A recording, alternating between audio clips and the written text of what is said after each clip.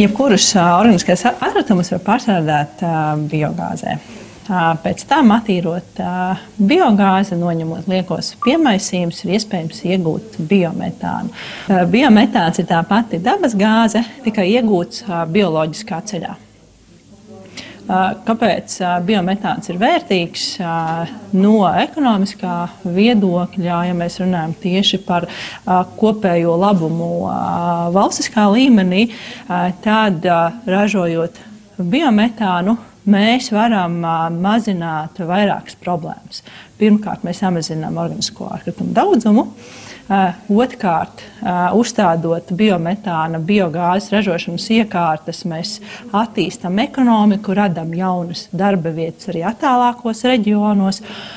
Treškārt, blakus produkts ir digestēts, kas ir ļoti vērtīgs organiskais mēslošanas līdzeklis, un mēs varam arī iegūt CO2, kuru tālāk var izmantot, piemēram, pārtikas sektorā. Vēl 3, 4, 5 gadus atpakaļ nevarējām iedomāties, ka Latvija no gāzes importētāju valsti kļūs par gāzes eksportētāju valsti.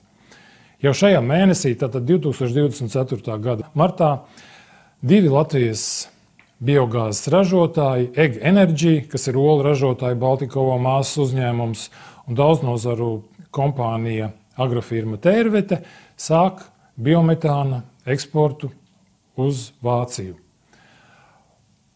EG Energy šo attīrīto biometānu ievadīs Gaso cauruļvadu tīklā, kur tas tātad pa caurulēm nonāks pie adresāta, bet agrofirma Tērvete biometānu sašķidrinās un uz Vāciju vedīs balonos, konteineros. Latvijā ir izpētīts, ka biometāna ražošanas potenciāls ļauj visas mājsaimniecības nodrošināt ar šo te enerģijas avotu, ar biometānu.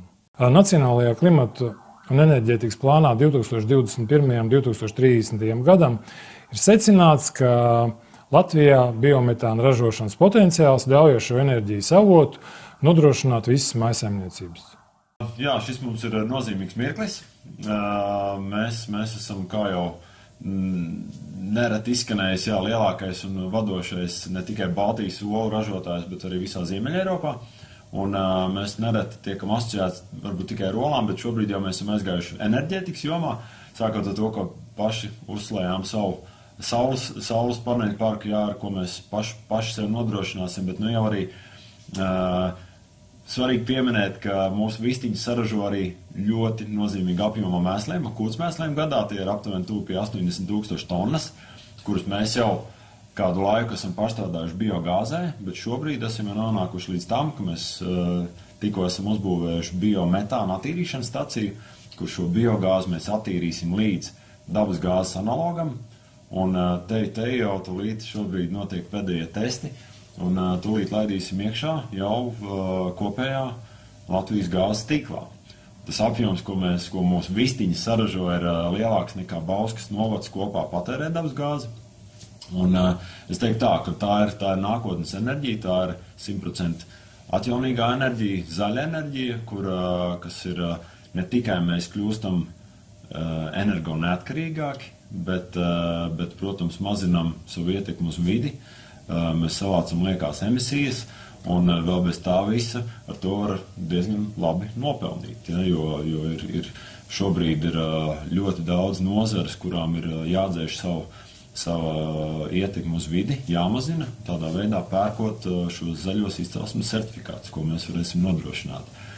Un šis noteikti ir Baltijā pirmais precedents, Latvijā noteikti, un es teiktu pat visā Eiropas mērogā, tīri no putnu mēsliem tiek ražots kvalitatīvs, augstvērtīgs biometāns. Mēs esam ieguldījuši jau vairāk kā 6 miljonu eiro.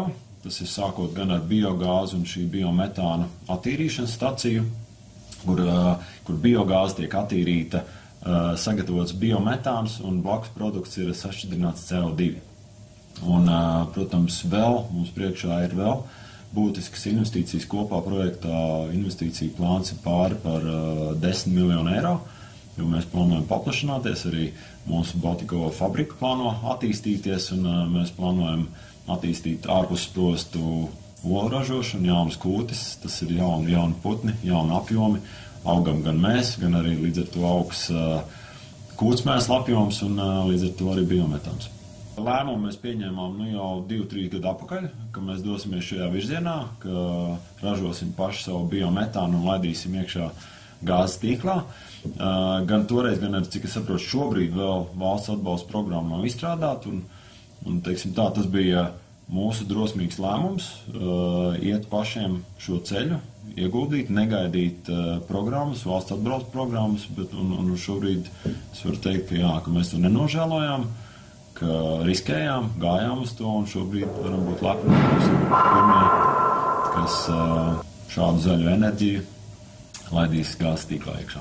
Nākotnē skatāmies arī zaļāka autoparka virzienā, tad redzēs, vai pirmā būs elektrība vai varbūt biometāna, baroti dzinēji, bet tā arī bija viena no idejām, ka mēs varētu paši ar savu biometānu darbināt savu autoparku, jo mums primārais tomēr ir Baltijas tirgus nodrošināšana, un tad jau, protams, tālākie tirgi, kur ir šis diapazons tālāks, tur, protams, joprojām vēl dīzeļdzinēji ir prioritāri, bet domājam, jau pagājušajā gadā, kad atklājām saules parku, jau apsvērām elektrofūru iegādes, bet tur ir vēl šai nozarē nedaudz jātīstās. Un es domāju, tas pats ar biometānu dzinējiem.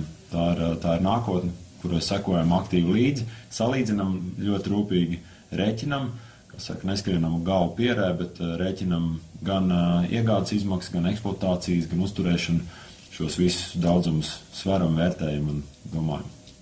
Biometāna ražošana un izmantošana rada papildus darba vietas, palīdz pārstrādāt organiskos atlikumus, rada pašu vietēju enerģiju, palīdz būt energo neatkarīgiem un rada šo papildus mēslošanas līdzekli digestātu, kam arī ļoti liels potenciāls zemju mēslošanā.